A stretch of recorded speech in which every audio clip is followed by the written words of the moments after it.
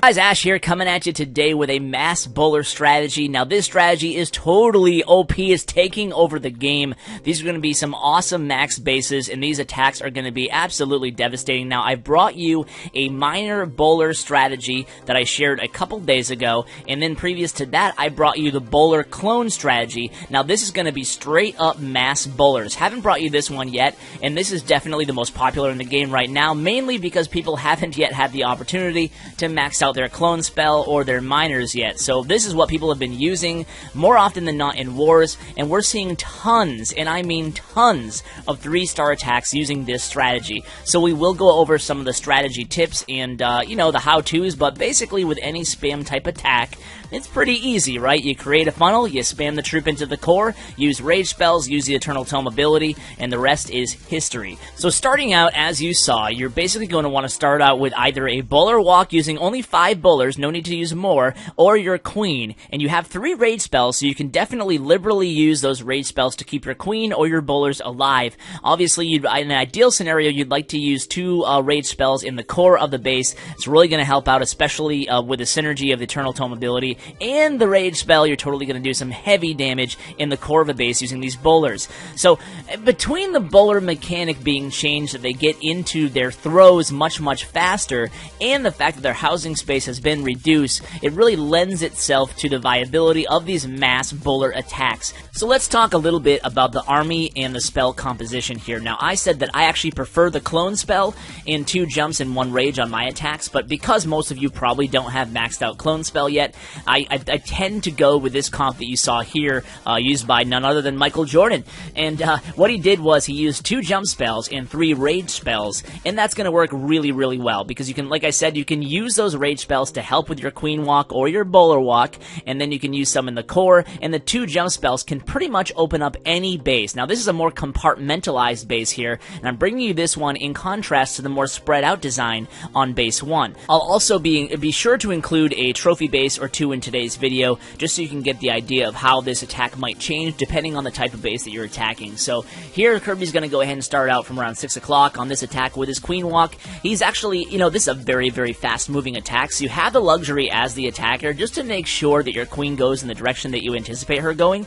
So you can see here, kind of sitting back here, there's no need to rush into the second phase of this attack. You're just setting up one side of the funnel right here very easily. Now that he knows his queen is definitely heading towards 9 o'clock clockwise, he's going to go ahead and drop his golem in the clan castle, few wizards, and then these attacks really require anywhere from 25 to 27 bowlers. Now once you have that funnel created, you can see the wizards do a good job creating that funnel. Here come all the bowlers heading right into the core of this base. Now if you look at the base wall structure right now, you can see that he really does not have enough jump spells, enough mobility spells to open up the entire base. But that's totally okay, because that's the beautiful thing about these bowlers in comparison to the mass Valk attacks. I actually brought an episode about a month ago now using mass Valkyries, 27 to 30 Valkyries on bases like this, and of course the issue there is, unlike bowlers, they don't have a ranged attack, so you need to really bring 3 jump spells or in combination of earthquake spells with the Valkyries, and that really ends up taking a lot of your spell slots. And even with the 3 or 4 spells, sometimes you do have to bring, or 3 or 4 jump spells, sometimes you do still have to bring back-end hogs or something, because the Valks can get stuck on the walls.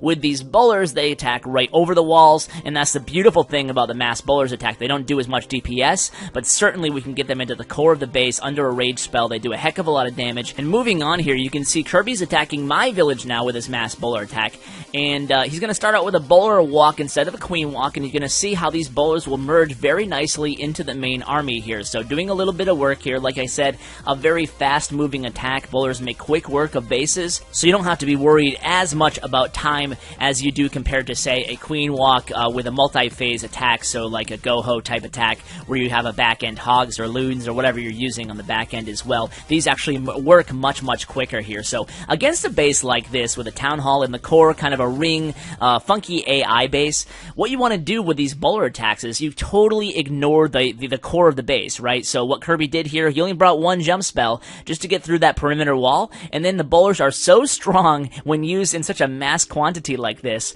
that they actually make their way all around the base, and I'll tell you what, guys, almost none of these bowlers die. It's really incredible. This really goes to show you, this attack in particular, just how strong the bowlers are when used in masses of 25+ plus now. So he uses a freeze spell instead of that second jump spell. He's able to freeze that second Inferno Tower by a little bit more time. You can see the healers still all locked on to that huge group of bowlers. So at this point, these bowlers still alive. They bleed through that second Inferno Tower. No big deal. Moving their way towards the around 1 or 2 o'clock on the base. And pretty soon there's going to be nothing left on this base except for the Town Hall in the core. And they're just going to easily make their way with about 30 to 40 seconds to spare. Like I said, fast moving, really, really strong attack. I don't know if, you know what, a lot of people will probably say, hey, you know, Ash, Supercell's just going to go ahead and nerf these bowlers now. Now that they're so powerful, they're going to be nerfed. But you know what, they did not do that with Valkyries, so I'm not so sure that's the direction they will go with bowlers. Maybe they just like having bowlers be this viable in the game right now. So we're going to go ahead and move on to the last replay of today's episode. Again, a strong anti-3 setup here.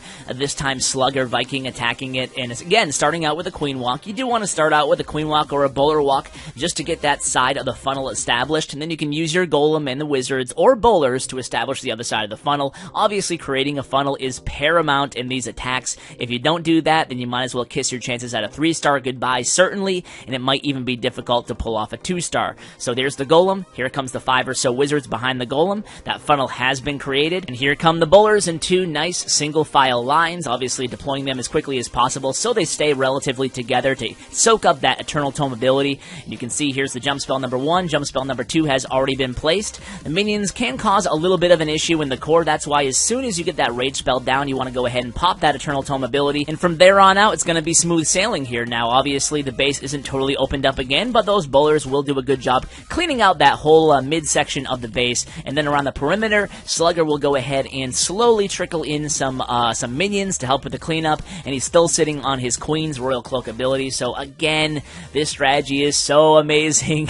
I really love it. If you guys want to see more mass bowler type attacks, I am actually looking for Town Hall 10 mass bowler replays, but I'm in a strange situation with my alliance. We have 8 clans, but for whatever reason, they tend to be all either max Town Hall 11 or max Town Hall 9, and I have a tricky time getting a hold of really nice Town Hall 10 replays. So if you have a nice bowler